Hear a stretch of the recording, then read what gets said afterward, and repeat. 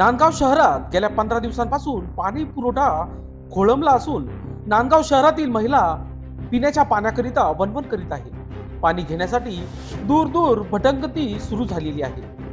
शहरातील श्रीमंत नागरिक पैसे मोजून पाणी मागून आपले काम भागवत, मात्र दुसरीकडे वंचित नागरिकांची धावपळ सुरू आहे। या संदर्भात बोलण्यास कोणीही तयार नाही, परंतु सर्वसामान्य नागरिकांना हे शक्य नाही। आज हाताला काम नाही, त्यामुळे विकत पाणी कसे काय घेऊ शकतो असा प्रश्न उपस्थित केला जात आहे। दरम्यान लोकशास्त्रनिशी बोलताना पाणी पुरवठा प्रभारी पर्यवेक्षक गणेश पाटील यांनी अधिक माहिती दिली। बघूयात सविस्तर।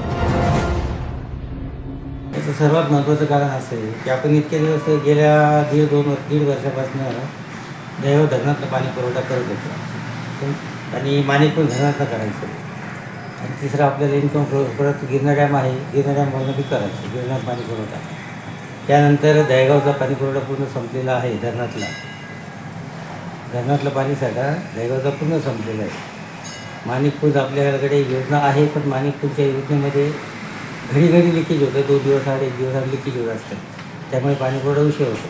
आणि सध्या महिन्यापासनं गिरणा डॅम धरणाचा जो नदीपात्रामध्ये लिकेज झालेला आहे, तो मोठा लिकेज असल्या कारणाने एक 15 दिवसापासून ते काम चालू आहे। त्यामुळे ते 15 दिवसांनी पहिले 15 दिवस असा महिना झाला पाणी पुरवठा गिरणा डॅमचं नांदगाव शहरात झालेलं नाही। तरी देखील आमचे तातडीचे प्रयत्न चालू आहे। तांत्रिक अडचणी आल्यामुळे उशीर होत आहे पाणी पुरवठ्याला, परंतु तातडीची योजना म्हणून आपली जी पाणी पुरवठा योजना आहे, माणिकपूर पाणी पुरवठा योजना, तिचं लिकेज आम्ही 8 ते 10 तासात काढायचा लगेच प्रयत्न करतो आणि पाणी पुरवठा सुरळीत करण्याचा प्रयत्न करत असतो। आम्हाला 15 दिवस झाले पाणी नाही आहे। आम्ही पाणीला कुठं जायचं हंडे घेऊन, आणि ज्याच्याजवळ पैसे ते टँकर मागवतो। आमच्याजवळ पैसे नाही आहे, आम्हाला सध्या कामधंदे नाही आहे, आमचं काम सुटून जायले, मग आम्ही कुठं जायचं पाण्याला।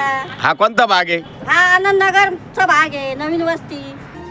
लोकशास्त्र न्यूजसाठी नांदगाव प्रतिनिधी अनिल धामणे।